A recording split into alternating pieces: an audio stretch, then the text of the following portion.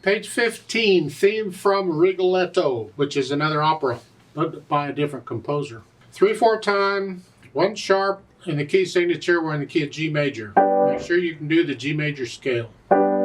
Let's cover this carefully now with the fingering and rhythm and notes to make sure we got all that right. So I'm going to start with the right hand. Let's just check this out. We're starting with third finger. So it's 1 and 2 and 3 and 1 and 2 and 3 and. Scrunch up, little finger going on. Don't forget the F sharp, it's in the key signature. Second line, scrunch up again, little finger. Then reach up. The third finger is fine if you want to start there. Then second finger. It's just that from when here, third finger is easier to reach. So it's then going on, I just third finger. And they say second finger again, that's fine if you want to do that. You don't have to, you can stay there and reach up with little finger if you'd rather. But it's kind of fun to go here. Third line, 1, 2, 3, 1, 2, cross over. And the 1 and 2 and 3. I would suggest if you can, this makes it a little harder, but it'll help you later on these. This is the last 3 measures of the third line, the 8th notes. Do a 5, 4, 5. And again, 5, 4, 5. And last line, same thing. It really will help you rather than using the same finger. I get tired real quick if I do that. And there's many cases in music where I've done it where it really helps to be able to use 5 and 4. When you need to sometimes, so I would encourage you to do that. And then the last line, and you do that again, 5, and then 3, and then 8th note, 1 and 2. I don't like doing a 1, 2, 1, 2, 1, 2, so I will probably at the end, rather than 2, 1, I'll just do a 3, 2. Like so. If you can find a way to start that run coming down with 4th finger, that's just a G major scale. So if you start with 4th finger, just finger it like a G major scale. Left hand, you got broken chords here. 1 chord, 5, 7 chord. That's fun. Second line, you come down here. Don't forget the F sharp, it's in the key signature.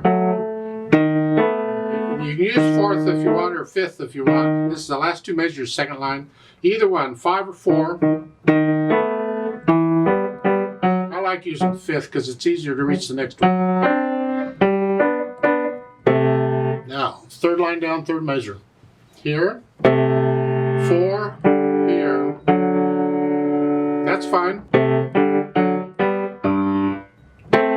Rest, rest. Rest. Okay, put the hands together. I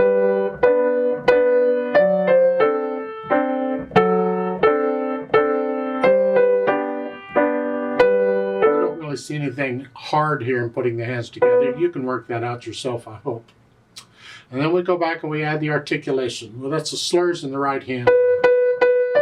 Lift up. It's like taking a breath. Lift up. Lift up. Lift up. Lift up. Just lift up between each of these slurs. And in the left hand, it's more of an chuck, chuck, chuck, chuck. Connect the first 2 notes, and then it's bop, bop.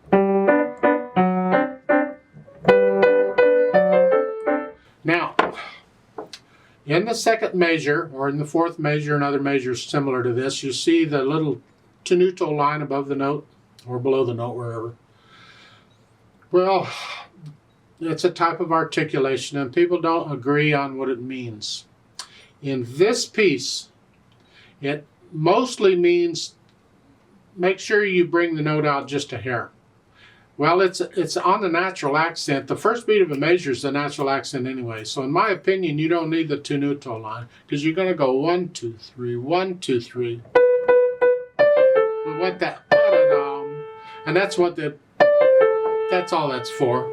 Other people, there are different ways of interpreting the tenuto mark is what I'm getting at. So I think for this piece and this arrangement, pretty much forget the tenuto marks. Just bring out the natural accent of the measure. 1, 2, 3, 1, 2, 3, and that's fine. So it's...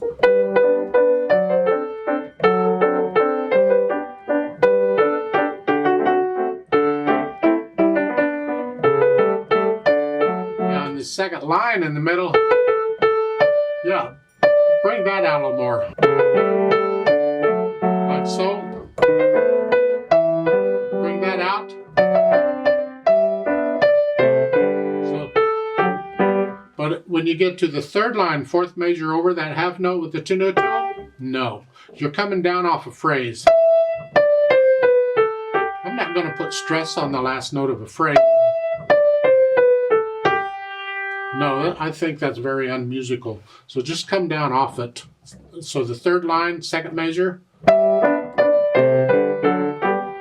And remember, these eighth notes are by themselves, so don't hang on to the left hand there. So again.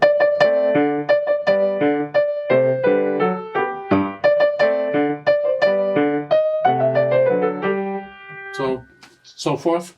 At the end, the last measure, I don't do anything with the tenuto. I disagree with that, unless you're just going to hang on to it, linger on the note. Here, because that a lot of times in today's music, a tenuto means just linger on the note. Well, maybe you want to linger. Maybe you want to do that with the others. To linger on that note just a bit.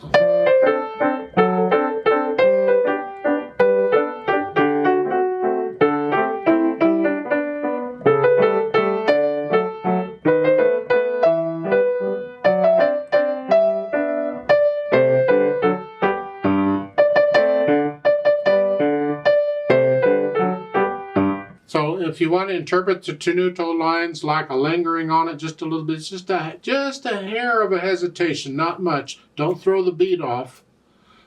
Then try that and see. It's just it's almost like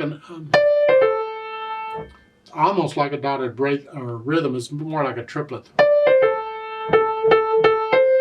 It's not really quite that either. It's just a hair longer. It's hard to describe. Otherwise, and if you don't understand it, just play it even. Pretend that tenuto isn't there. But make sure you give it the natural accent of the beat, of the measure. You know what I mean. Dynamic-wise, it's to the melody, which is the right hand. It's sort of in the louder part of the middle. And you're not going to stay there. You can get louder and softer as you feel it. That's fine, but get to know it where you can sort of feel this dynamic and the articulation for that matter. Then they've added pedal. Well, I kind of like it without pedal because we can kind of bounce along pretty good. But let's look and see what they've done with the pedal. They're not overlapping everything. That's nice. So, but when you do play the pedal, we're going to do it after we play the notes. So the pedal is going to lag behind the notes slightly. So at the beginning, I'm going to push the notes down first and then the pedal. And right after I play the notes in the next measure, I'm going to lift it up. So this way I don't catch the eighth notes. I don't want to smear those. I don't want that. So I'm just not pedaling that beat.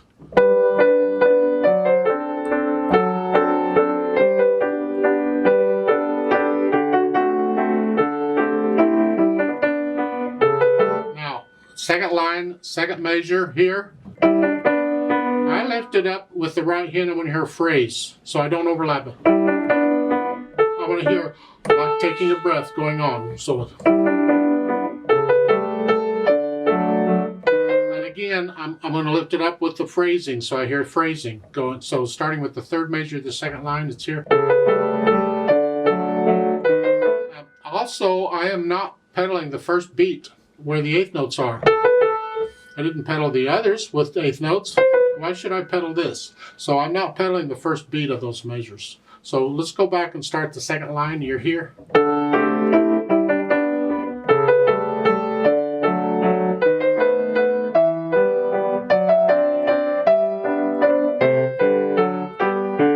Now here I disagree.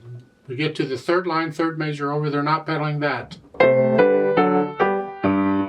So you can connect this, but you can't connect this.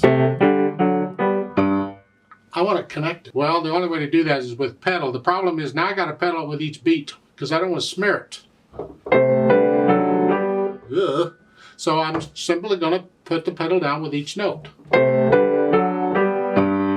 Like so. And we do that sometimes. We'll pedal with every beat if we have to. And the only reason I'm pedaling is I want to connect it. Otherwise I wouldn't pedal it. So I'm recommending you do that. Same thing in the first measure, the last line. Go ahead and just pedal with each beat. So it's here. Going back to the third line here, third measure. And for the eighth notes, I don't pedal these for two reasons. One is I want to hear the rest in the left hand. And the only way to do that is release the pedal. Otherwise it's going to catch it.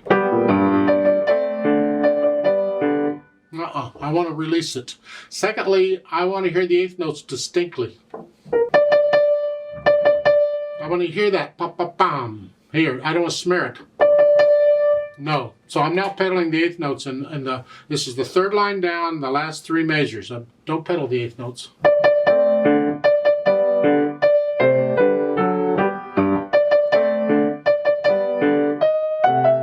And here, the last two measures, you can go ahead and pedal the first two beats and then lift it up because that clears it out as you're coming down. So that's typical pedaling with piano when we have runs. Sometimes we'll pedal the first part of the run and lift the pedal to clear out the sound as the run continues. It's an effect. Kind of depends on which way the run is going, is what you're going to do. But that's okay. That's pedal the first two beats and lift up on the third beat. Yeah, that's fine. Beat-wise, I forgot to talk. Tempo de valse is tempo of a waltz. Just think of 1, 2, 3, 1, 2, 3.